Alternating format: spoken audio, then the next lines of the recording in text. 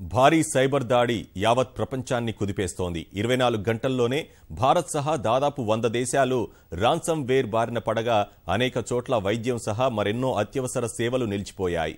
లక్షలాది కంప్యూటర్లను స్తంభింపజేసిన వైరస్ను ఎలా ఎదుర్కోవాలో తెలియక సైబర్ నిపుణులు తలలు పట్టుకుంటున్నారు. నిఘా కార్యకలాపాల కోసం అమెరికా జాతీయ భద్రతా సంస్థ రూపొందించిన సైబర్ ఆయుధాలు హ్యాకర్ల చేతికి చిక్కడమే ఇంతటి విపత్కర పరిస్థితికి కారణమని ప్రాథమికంగా తేల్చారు.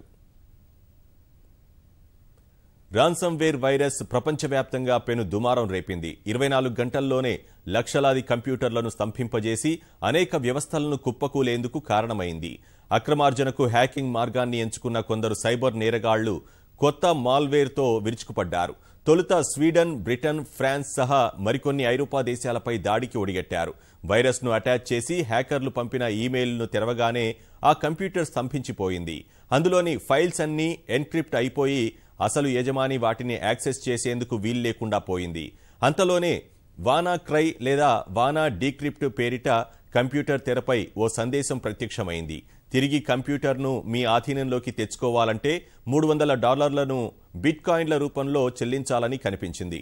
నిర్ణీత గడువులోగా చెల్లించకపోతే ఆ కంప్యూటర్లో ఉన్న ఫైల్స్ అన్నీ డిలీట్ అయిపోతాయని తెరపై కనిపించే సందేశం ద్వారా హ్యాకర్లు హెచ్చరించారు.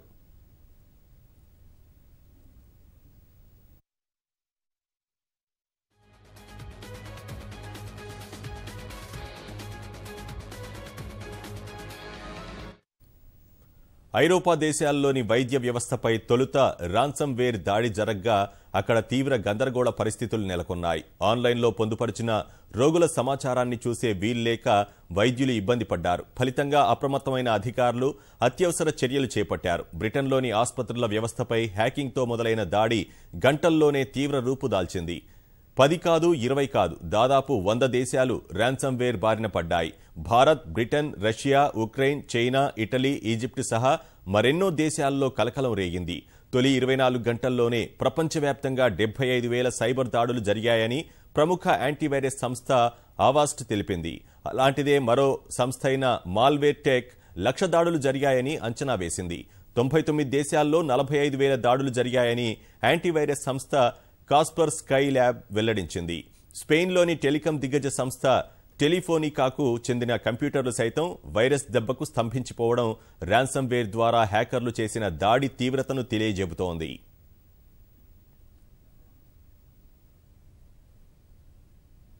Something spread this quickly in a 24-hour period across these many different countries and continents.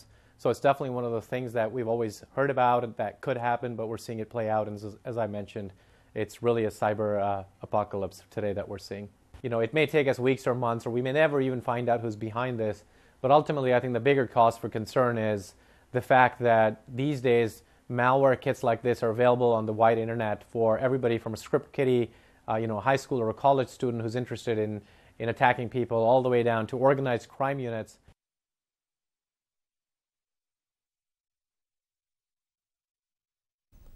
మనుషుల్ని అపహరించి డబ్బులు డిమాండ్ చేసిన తరహాలో కంప్యూటర్లను ఎన్క్రిప్ట్ చేసి వాటి విడుదలకు సొమ్ము అడిగేందుకు హ్యాకర్లు రూపొందించిన ఈ మాల్వేర్ ఏప్రిల్ 14న ఆన్లైన్లో కనిపించింది. షాడో బ్రోకర్స్గా పిలిచే హ్యాకర్ల బృందం రాన్సమ్ వేర్ను ఉపయోగించారు. నిఘా కార్యకలాపాల కోసం అమెరికా జాతీయ భద్రతా సంస్థ రూపొందించిన సైబర్ ఆయుధాల్ని తాము దొంగిలించినట్లు షాడో బ్రోకర్స్ బృందం గతేడాది ప్రకటించుకుంది. అయితే అప్పట్లో ఆ ప్రకటనను అంతగా పట్టించుకోలేదు. అమెరికా జాతీయ భద్రతా సంస్థను హ్యాక్ చేసే స్థాయి ఆ బృందానికి లేదని అప్పుడు అంతా భావించారు. ఇప్పుడు అదే సంస్థ ప్రపంచవ్యాప్త దుమారానికి కారణమైందని సైబర్ నిపుణులు బలంగా అనుమానిస్తున్నారు. ఇదే అంశంపై ప్రజావేగు ఎడ్వర్డ్ స్టోడెన్ తీవ్రంగా స్పందించారు. ఎవరెన్ని హెచ్చరికలు చేసినా అమెరికా ఎన్ఎస్ఏ ప్రమాదకర సైబర్ ఆయుధాలు సృష్టించిందని, ఇప్పుడు ఫలితం అనుభవించాల్సి వస్తోందని మండిపడ్డారు.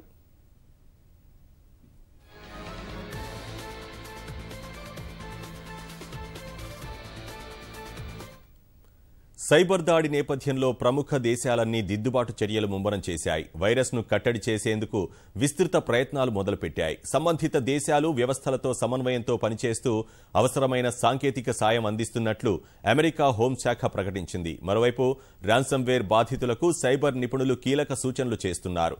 హ్యాకర్లు డిమాండ్ చేసినట్లు $300 చెల్లించవద్దని చెబుతున్నారు. ఒకవేళ డబ్బు చెల్లించినా కంప్యూటర్ యథాస్థితికి వస్తుందన్న నమ్మకం లేదని హెచ్చరిస్తున్నారు. అదే సమయంలో ఇలాంటి దాడుల బారిన పడకుండా జాగ్రత్తలు తీసుకోవాలని సైబర్ నిపుణులు సూచిస్తున్నారు. ఆపరేటింగ్ సిస్టమ్ను ఎప్పటికప్పుడు అప్డేట్ చేసుకోవాల్సిన అవసరాన్ని గుర్తు చేస్తున్నారు.